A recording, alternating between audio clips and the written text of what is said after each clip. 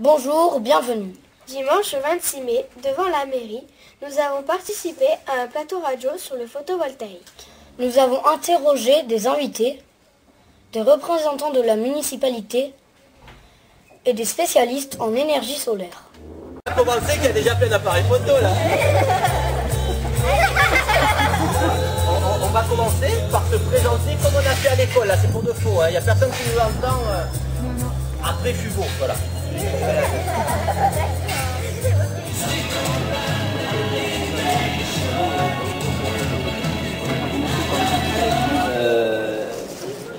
Je vous laisse la parole.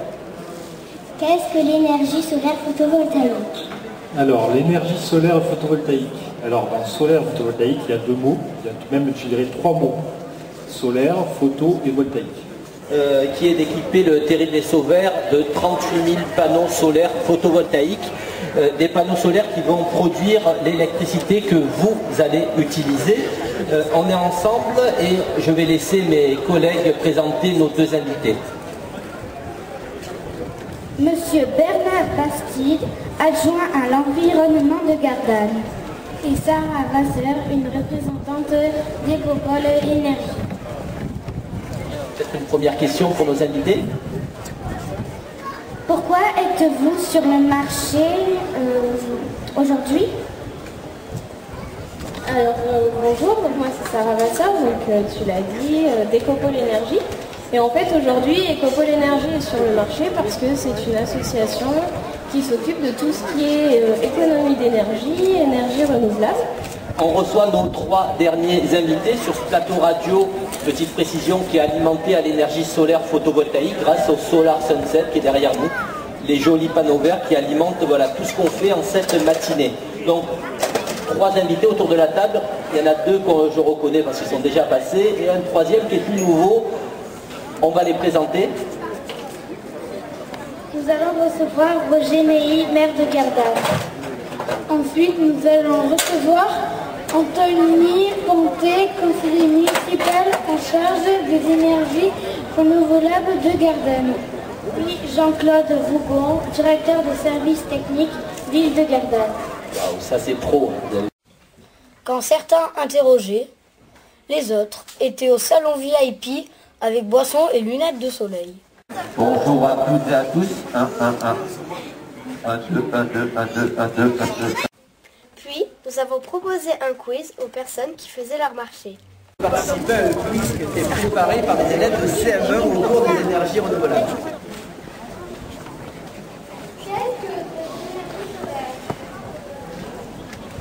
Qu'est-ce que l'énergie solaire? On va faire une question autour des énergies renouvelables. Soyons.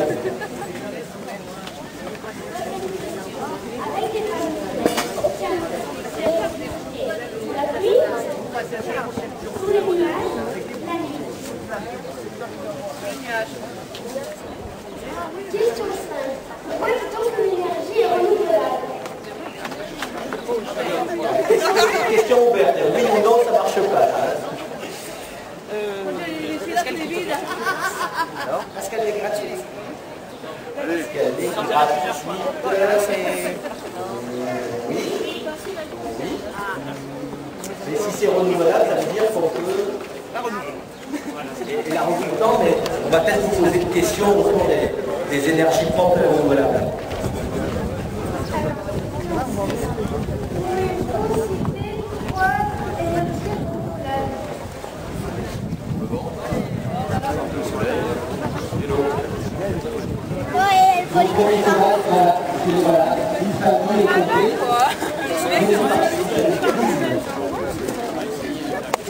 On va essayer de faire la question. Je pense que vous allez y arriver. Si vous essayez, vous allez y arriver.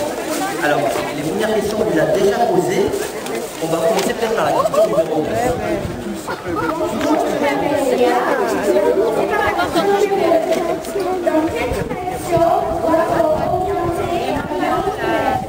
On va aller moi chez nous. Madame. Madame, il faut trier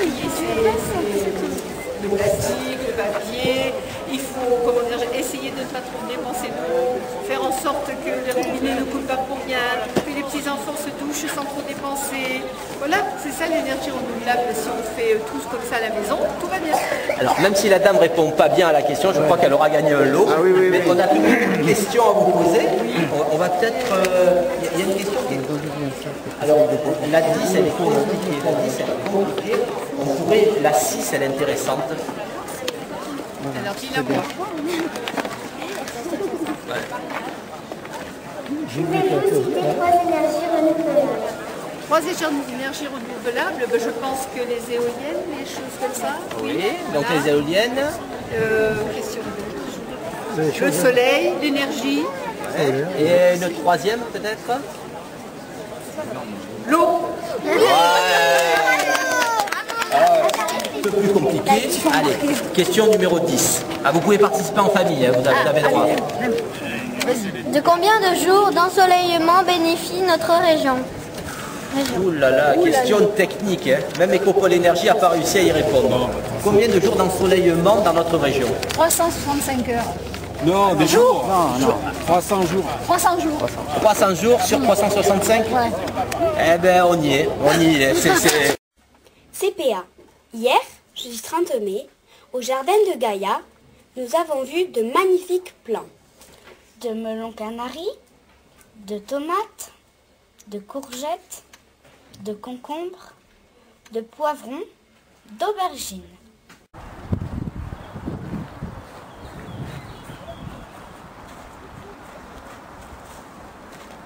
Ça s'appelle le melon. C'est des canaris, ça. C'est des melons canaris. Les melons jaunes. Canaris, tout Jaune comme l'oiseau, le canari. Vous savez, il est un peu ovale, comme voilà, le ballon comme de rugby.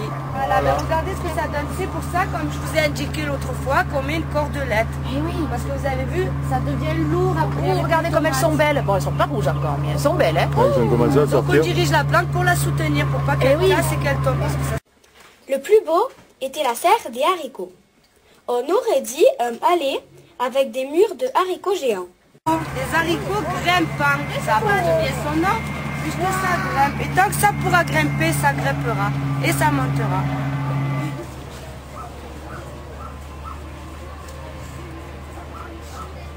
À la fin, nous avons ramassé des fraises.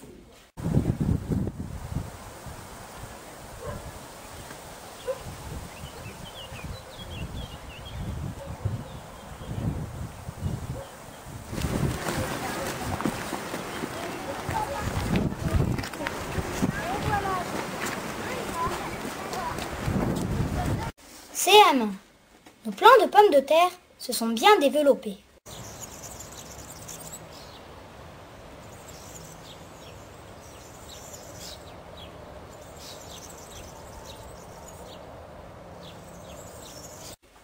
Nous les avions plantés avant les vacances de printemps.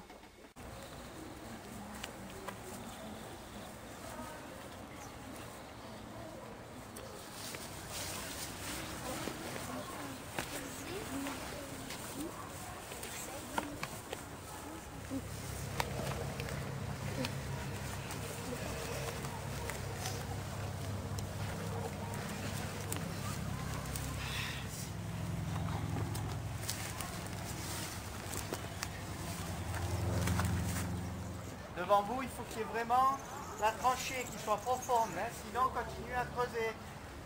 Pas trop, mais un petit peu quand même. Il faut que la pomme de terre elle soit bien dans la terre, hein, sinon après il y a les rats qui viennent et ils les mangent. Hein.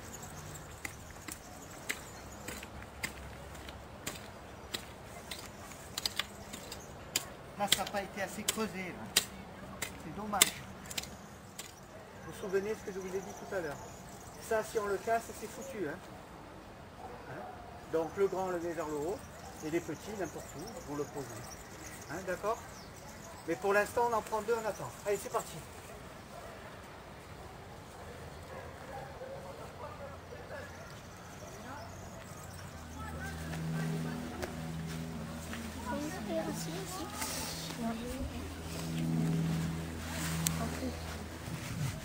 Allez, il faut mettre la terre maintenant. Si vous tombez sur des pierres, vous les enlevez, hein, vous ne les remettez pas.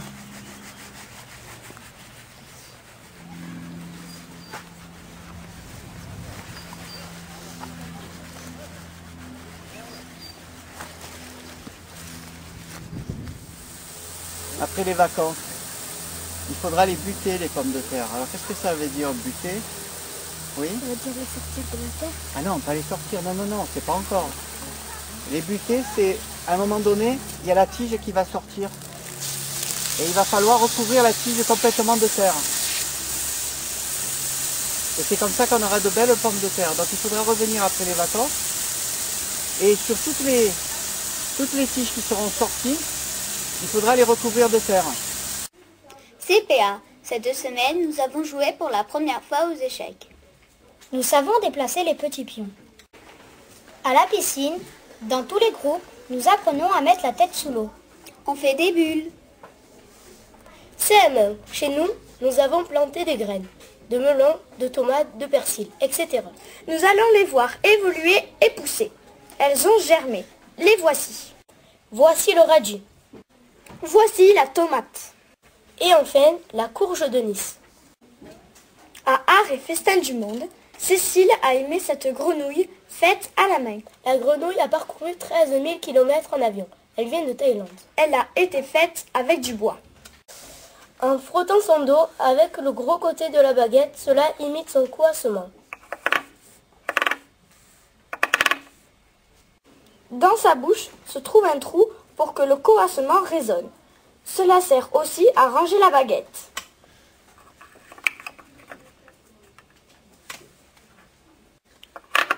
C'est une grenouille musicienne.